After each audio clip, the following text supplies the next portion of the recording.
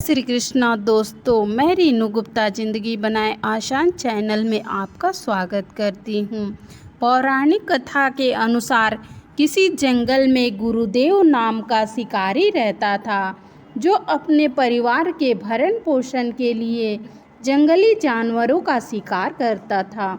एक दिन सावन सोमवार के दिन जब गुरु ध्रुव शिकार के लिए गया तो उसे एक भी शिकार नहीं मिला, जिससे वह पूरा दिन भूखा रहा, जिसके कारण उसका सावन का सोमवार का व्रत पूर्ण हो गया। सूर्यास्त होने पर वह एक तालाब के पास गया और थोड़ा पानी लेकर बेलपत्र के पेड़ पर बैठ गया। उसे उम्मीद थी कोई न कोई शिकार उसे जरूर मिलेगा। उसी पेड़ के नीचे एक शिवलिंग रखा था, जो बेलपत्र से ढका होने के कारण उसे दिख नहीं पा रहा था। कुछ समय बीतने के बाद उसने देखा कि एक हिरनी वहां पानी पीने के लिए आई है। उसे देखते ही शिकारी ने अपना धनुष बाण लगाया। ऐसा करने से कुछ बेलपत्र और जल की कुछ बूंदें नीचे शिवलिंग पर गिर गईं और अनजाने में शिकारी के हाथ से भगवान शिव की पूजा हो गई। तभी पत्तों की आवाज़ से हिरनी ने जब ऊपर देखा तो कांपते हुए शिकारी से बोली, मुझे मत मारो। शिकारी बोला, मैं और मेरा परिवार भूखा है, इसलिए तुम्हें मैं नहीं छोड़ सकता। तभी हिरनी शिकारी से बोली, मेरे भी छोटे छोटे बच्चे हैं जो मेरे वापस लौटने का इंतज़ार कर रहे हैं। मैं उनसे पहले अपने पति के पास छोड़ आऊं, फिर तुम मुझे मार देना। मैं जल्दी ही लौट आऊंगी। और विश्वास दिलाने के लिए बोला, अगर लौट कर नहीं आऊं तो मुझे वह पाप लगे जो विश्वासघाती को लगता है। हिरनी के विश्वास दिलाने पर शिकारी ने उसे जाने दिया और हिरनी वहां से चली गई। थोड़ी देर बाद शिकारी ने देखा एक मोटा ताजा हिरन जल पीने के लिए वहां आया है। उसने फिर से अपने धनुष पर बाण लगाया और फिर से अनजाने में पेड़ से कुछ जल और बेलपत्र शिवलिंग पर चढ़ गए। इस प्रकार शिकारी की दूसरी पहर की भी पूजा संपन्न हो गई। धनुष पर बाण चढ़ा देख हिरन ने पूछा, यह तुम क्या कर रहे हो? मैं घर पर अपने बच्चों को छोड़कर आया हूँ। मुझे इतना समय दे दो कि मैं अपने बच्चों को पानी पिलाकर लौट आऊँ। तुम मुझ पर विश्वास रखो। शिकारी ने हिरन को जाने दिया। हिरन जल पीकर वहाँ से चला गया।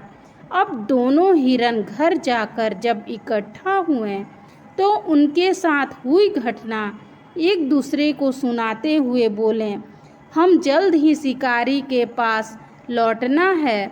अपने बच्चों को समझाकर जब वह चलने को तैयार हुए तो हिरनी बोली, मैं शिकार के पास जाऊंगी, आप बच्चों का ख्याल रखना। इस पर हिरन बोला, माँ के सिवाय बच्चों को कोई भी नहीं संभाल सकता, तुम यहीं रहो, मैं शिकारी के पास जाऊंगा। तब हिरनी बोली, पति के बिना पत्नी का कैसा जीवन? आपकी मृत्यु के बाद मैं कैसे जीवित रह पाऊंगी? मैं वहां जाऊंगी। तभी वह दोनों बच्चे को समझाकर वहां से चल दिए। जब बच्चों ने देखा कि माता पिता जा रहे हैं तो हम क्या करेंगे, तब वे भी उनके साथ पीछे पीछे चल दिए। वे सभी शिकारी के पास पहुँचे।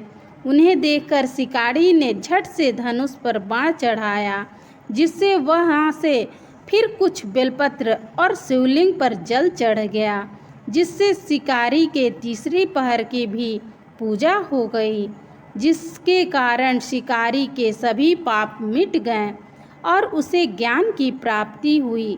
हिरन ने कहा, हम सभी आ गए हैं, आप हमें मारकर अपने परिवार की भूख मिटाएं।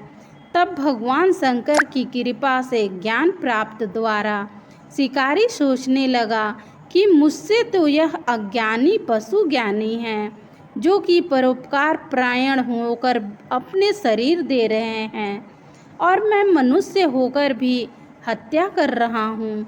यह सोचकर शिकारी बोला, तुम सभी धन्य हो, तुम्हारा जीवन सफल है, जाओ मैं तुम्हें नहीं मारूंगा। शिकारी के यह कहते ही स्वयं भगवान शिव वहाँ प्रकट हुए और बोले, मैं तुमसे प्रसन्न हूँ, मनचाहा वरदान मांगो। यह सुनकर शिकारी भगवान शिव के चरणों पर गिरकर रोने लगा। तभी भगवान शिव ने उसे सुख समृद्धि का वरदान देकर गुरु नाम प्रदान किया। दोस्तों, मेरी द्वारा सुनाई गई कहानी आपको थोड़ी सी भी अच्छी लगी हो तो वीडियो को लाइक, शेयर और चैनल को सब्सक्राइब करें।